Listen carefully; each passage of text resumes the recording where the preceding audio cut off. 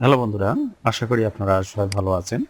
তো বন্ধুরা, আজকে একটি খুব সুন্দর টপিক নিয়ে আজকের ভিডিওটি হবে, যেটা ইদানিং দেখা যাচ্ছে কমন একটা ঝামেলা। সেটা হলো উত্তরাধিকার সূত্রে খাজনা পেমেন্ট।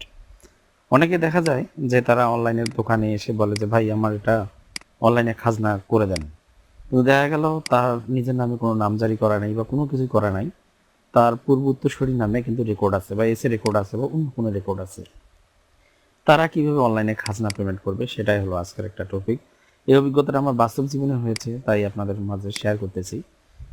আর এটা সবচেয়ে ভালো হয় যদি নিকট আত্মীয় হয়, মানে উত্তরাধিকারী, মানে যদি কারো দাদার নামে রেকর্ড থাকে, তার ছেলে বা তার নাতি, তারা কিন্তু এই খাজনাটা কিন্তু অনলাইনে পেমেন্ট করতে পারবেন।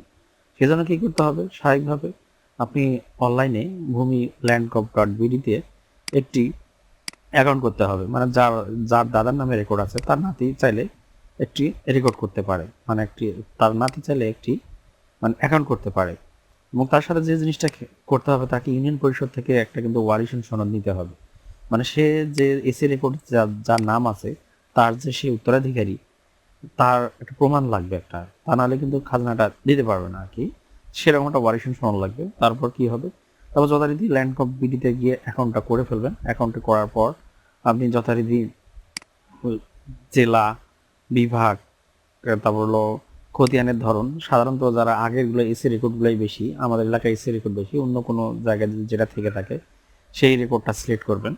সিলেক্ট করার পর আপনার সবার শেষে একটা আছে নিজস্ব মালিকানা আর একটা উত্তরাধিকার মালিকানা। উত্তরাধিকারটা সিলেক্ট করবেন। উত্তরাধিকার সিলেক্ট করার পর বাকি সব দেওয়ার পর ওখানে ওয়ারিশন সনদটা কিন্তু আপনি সিলেক্ট করে আপলোড করে দেবেন। আপলোড করার পর এটা হবে কি, এটা যথারীতি তহসিলদারের কাছে যাবে, ইউনিয়ন ভূমি সহকারী কর্মকর্তা বা এই এই মানে সমপর্যায়ের যে কর্মকর্তা, তার কাছে এটা যাবে।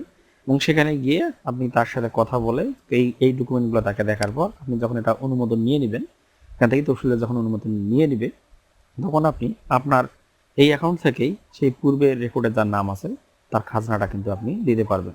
তো এখানে মেইন কিন্তু আপনার ওয়ারিশন সনদটা কিন্তু লাগবেই। উত্তরাধিকারের সূত্রে যে আপনি খাজনাটা দিবেন, তার এটা প্রমাণপত্র হিসেবে কাজ করবে।